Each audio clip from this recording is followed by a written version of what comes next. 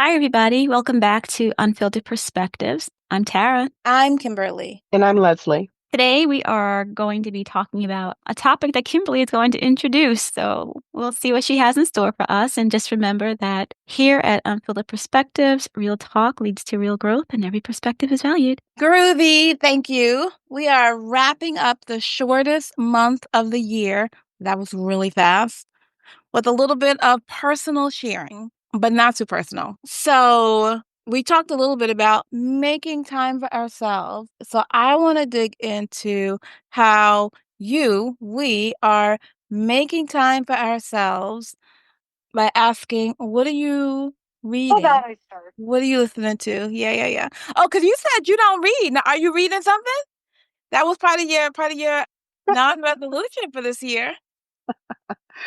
I guess you're talking to me because I'm the only non-reader, former Yes. former non-reader here. Actually, I am reading. I have a friend who asked me to be a part of her book club, and I very reluctantly agreed. When I say very reluctantly, very reluctantly. But I'm glad that I did. We are reading The High Five Habit Mhm. by Mel Robbins, and we are about 9 chapters in. And we meet on Sundays. And yesterday's two of the chapters, one was about guilt, which was perfect. And the other was about, actually, I took some notes. I don't retain information well, which is probably the reason why I don't care for reading. But oh, jealousy. Ooh. Yes, jealousy. So that's one of the books that I'm reading. And I think I had mentioned it in one of our previous podcasts. I also mentioned the self-love workbook for women is something that I'm going to get into in the next week by Megan Logan. And I think Tara is in on this with me also. When Money Fails by Marlene Stotts is something that we're getting into. When Money Fails, a biblical and practical guide to prospering in tough times during economic crisis. So those are the three things that I'm getting into within the next couple of weeks. These are good and all very serious. I'm a very serious individual. Yes, but right now I'm in the 9th chapter, going into the 10th chapter of The High Five Habit by Mel Robbins. Nice. Love it. Any wisdom about guilt or jealousy? The whole the whole thing about the high five, we did a 21-day challenge, which I'm not one that really likes taking and posting pictures. I'm usually the one that'll take 50 pictures and try to find the best one and post it. But we did a 21-day challenge where we had to post a picture of us high-fiving ourselves and just saying something encouraging every morning. So I made it through 21 days of that. But then the ladies in the group, I encouraged them to just go beyond the 21 days and just high five, make sure we're high-fiving ourselves every day and saying something positive and keeping ourselves encouraged even beyond the 21 days. And that's really what I guess the gist of the book is about, and training your brain to see things in a positive way and just keeping yourself encouraged and turning that negative thought, the way your brain replays that negative soundtrack and turning it into something positive, just finding those positive things to say to yourself and interrupting those negative thoughts.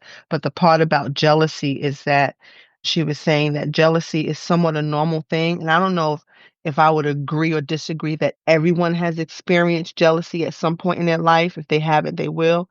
But jealousy isn't necessarily a bad thing because you can use it to motivate you. If you see someone that has something that you would like to have, or they're doing something that you would like to do, then that's an opportunity for you to connect with that person and find out how they got that thing or how they got where they are. And you can learn from them and help and use it as a tool, use them as a way to, learn and grow to get where you need to be or where you're trying to be or do whatever it is you're trying to do. So jealousy doesn't have to be, a bad thing. Man, I love it. I wish that I had been making as good a use of my year as you are so far. Maybe. Or okay, ordinarily I would be jealous of how you're using your time. But now I'm like, good for you. I have been doing nothing. This is so edifying. I'm on a sabbatical from work, so I'm not reading anything serious, though I have piles of serious things that I'm putting in air quotes, supposed to be reading. I read poetry in February. Actually, I've been reading poetry all year, especially Nikki Giovanni, whose stuff is so Mm, fun. And I've been watching way more television than I usually watch. I discovered that I have access to the Hallmark Channel, um, mm. and they're basically Hallmark movies on all day. Is it the same plot with one or two variations? Yes, it is. Do I watch anyway? Yes, I do. And you know what? I find that I'm watching less TV than I ever have. Nice. I guess because I'm reading more. I'm reading more. I'm reading more. I am spending more quiet time with the Lord. I'm focusing more on my goals and the things that I've put on my vision/action board.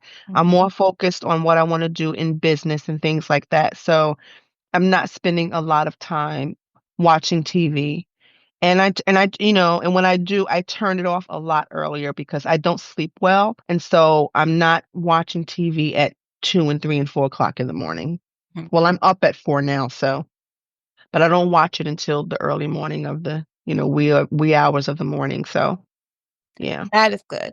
I will say that is a difference for me. So when I'm working, I'll have it on in the background as I'm working, and I will fall asleep at work in front of the TV. So at least now that's not happening. I like affirmatively shut it off and go to bed. Yeah. How about you, Tara? What have you been up Tara, to? what are you reading? Yeah.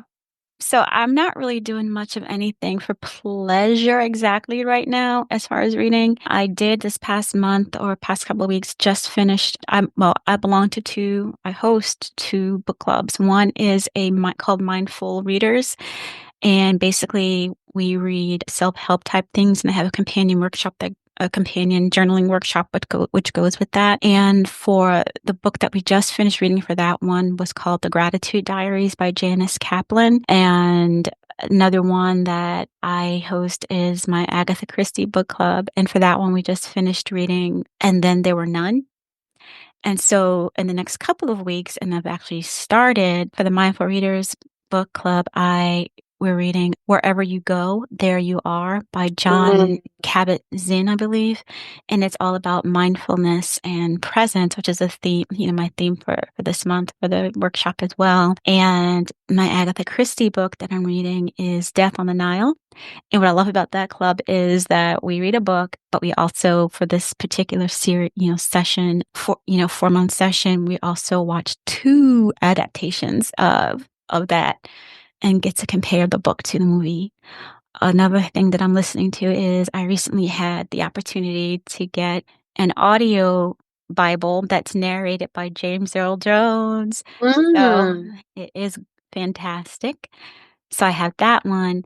And although I am not currently reading this, it is something that I like to do in my downtime. I do like to read psychological thriller type things, but also a lot of Jane Austen and Jane Austen fan fiction works. A lot That's what I going have on this there. month. But right now, like the both of my book clubs, they run from January through April. So I'm pretty much reading those things back to back to back to back. So I haven't really had time to dedicate to my just pure fun reading. Wow. It's a lot. So you don't think of the book club reading as like pure fun reading? What do you do that's pure fun that's not the book club? Well, I don't think of it as pure fun reading. I enjoy, obviously, I was also going to pick those books, but I mean, just reading for pleasure without having to remember plot, characters, analysis and stuff like that. Just for fun, I recently finished binge watching Heroes and then the after series called Heroes Reborn. And now I have been watching 227 on Hulu. Oh my goodness.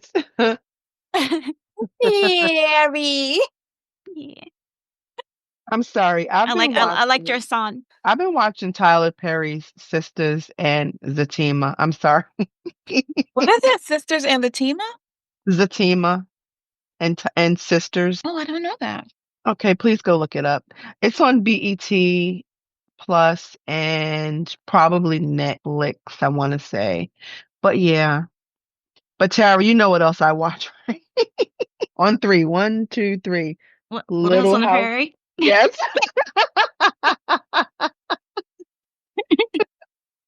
It's a sad life. That's not sad at all. Listen, listen, listen. Judge me if you want to, people out there in podcast land. I am going to forever and always watch Little House on the Prairie. And every once in a while, I'm going to go back to the Brady Bunch and the Partridge Family. Thank Talk about me you. if you want to. You Not so much too? not so much the Partridge Family right now, but definitely Brady Bunch. I do that too. Yes, thank you. I don't Yeah. think there is an episode of the Brady Bunch that I have not seen. So, yeah. Do you have a favorite episode? Of the Brady Bunch? Mhm. Oh my God, there's so many. The first thing that came to my mind is Mom always said, don't play ball in the house. What came to Oh, my nose. I know. Yep. That I love. Like I said, I love that one. I like that one. Oh my God. Remember when they had their band and Peter's voice started changing? It's time. And That's I'm not when gonna it's sing time to it. change When it. Oh my gosh. We are remember so that? Here you pathetic. go. Yes, Do we are. you? What's so fun? I haven't seen those shows in years, and I still remember them. I remember. I don't know when we watched those shows. Was that to like come home from school and watch like a Brady Bunch and Three's Company, Gilligan's Mm. Island? Different Strokes, Gilligan's Island. Oh my gosh.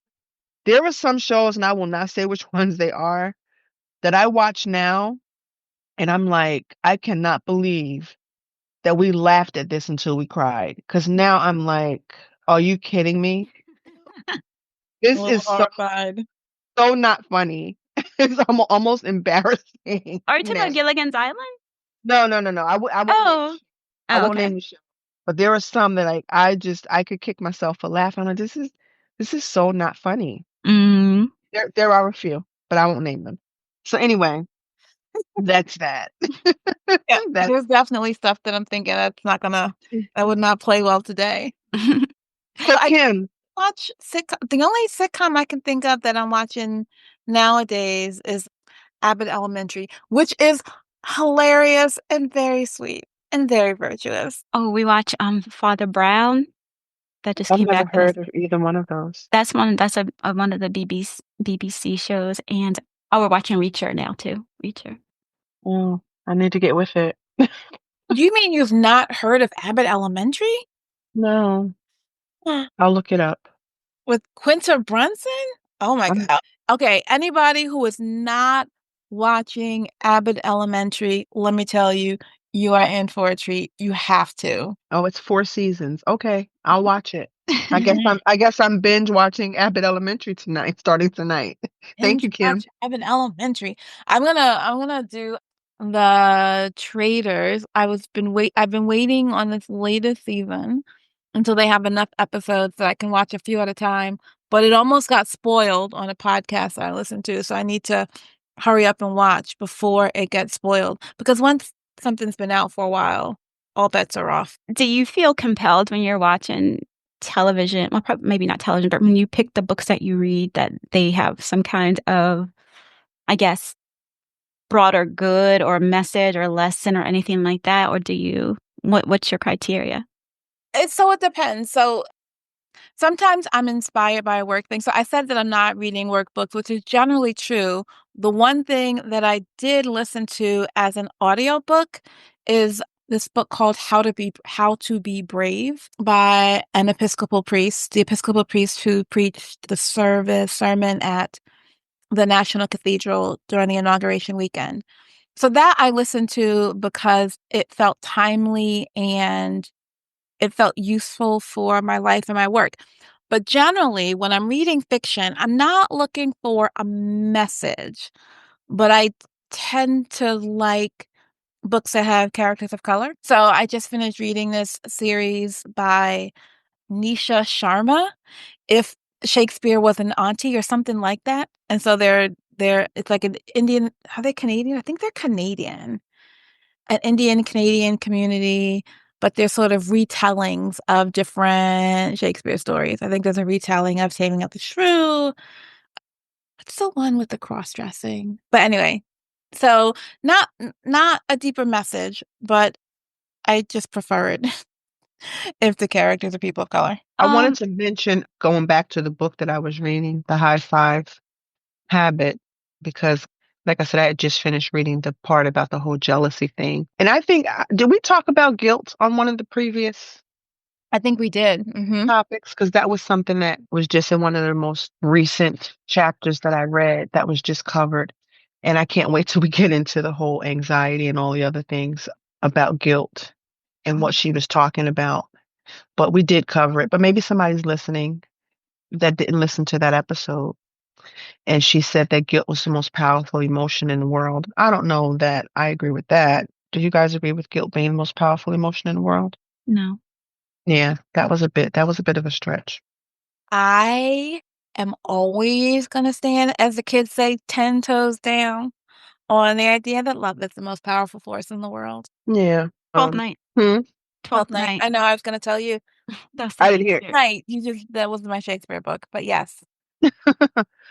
Guilt usually goes along with being a people pleaser, and she was saying that if you're a people pleaser, that's equivalent to being a liar because you tend to, I guess if you're a people pleaser, you are not, I guess, being genuine in your reasoning behind doing what you're doing for a person, Mm-hmm. and you're betraying your own need. Do you agree? I can see that. Yeah. I don't see it as equivalent to being a liar. Mm. I do think that sometimes when we are overly focused on pleasing others or being a people pleaser, we don't always, and a lot of times we neglect our own needs. Yeah. But I don't think I would use the language that, or I don't know if that's the language she used, that's what the words that you chose, but I don't No, think I that would, was what yeah, I wouldn't use those words. it was a little strong. Yeah. I'm more agreeing with the betraying your own needs than liar. Yeah. It was, it was strong. I get where she was going with it. I get the point that she was trying to make, I believe. But it was a strong language. Mhm. For sure. You laughing, Kim? Yeah, that was strong. It was strong. But Although I would love to do one on what's that next topic, anxiety. I can't wait for us to dig into anxiety. yeah. Yeah, in this book, anxiety is coming up and unexpected setback, insecurity, fear, and anxiety. That's what's coming up. So this should be interesting. We should be able to get some topics out of that, out of my readings. But it's a good book, and I'm, like I said, I'm glad I won't say forced to read, but I'm taking Challenge to do a new thing. challenged to do new things. Yes. Well, I'll definitely find a link for it. You can find the link for it on our Facebook page. This is the High Five Habit, The right? high five habit, yes. I'll put links to all of these books, maybe some of this Nisha Sharma stuff. Probably I'll put a list of some of the shows that bring us back to laughter. Green Acres. No. Oh, I thought we were gonna sing the theme for Green Acres because I was down for that. Yeah. So do you have any books that you're looking to read soon, or Oh my either of you? gosh, I'm gonna have to bring walk over to where my list of books are. There's like literally, I'm gonna show you all. You who are listening can't see, but you who are watching, can you see that whole stack of books there? One is somebody actually mailed on tyranny by Timothy Snyder. Hope Leans Forward, A Year Then, Pause, Rest, Be. And then there's a whole bunch of church management ones. The Future of Faith, Faith Development and Pastoral Care, Trusting Change, Governance and Ministry. These are all the things that I should be reading that I'm not. I've had these books for a while that I haven't read because you guys know me. Chase the Lion by Mark Batterson. If your dream doesn't scare you, it's too small. Hmm. And Sarah Jakes is Colliding with Destiny. So those are on my list as well. This sounds like somebody's getting ready for a big change, a big blow up in the new year. Yeah, that would be moi. What about What you, are you looking Tara? forward to reading, Tara? Just the Yep. ones that have just those couple that I mentioned, that I are my immediate horizon.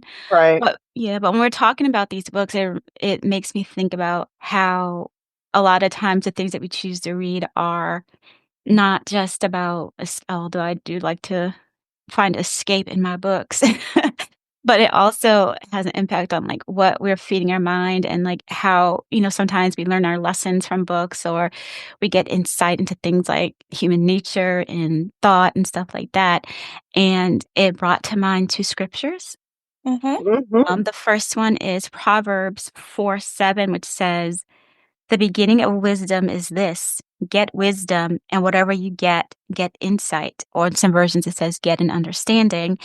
And then Proverbs 2:10, which says, "For wisdom will come into your heart, and knowledge will be pleasant to your soul." So, and it just reminds me of how enriching reading can be. Absolutely. And if I didn't say already, not just nonfiction, but even fiction, which sometimes people think of as frivolous. There's a lot of research that shows us that reading fiction helps us develop our capacity for empathy, Yep.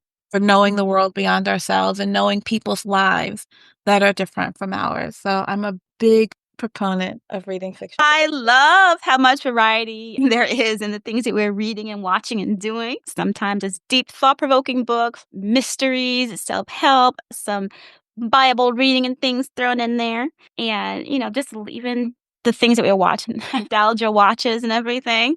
And they all influence us in some ways. And I think that's the beauty of it. We get to decide the things that we feed our minds and the things that we choose to immerse ourselves in and what we get out of those things. So, Hopefully, if you're listening, you will do more of what you're already doing, and possibly you have gotten an idea for a new thing to add into your mix. well, we hope that you've enjoyed this episode of Unfiltered Perspectives.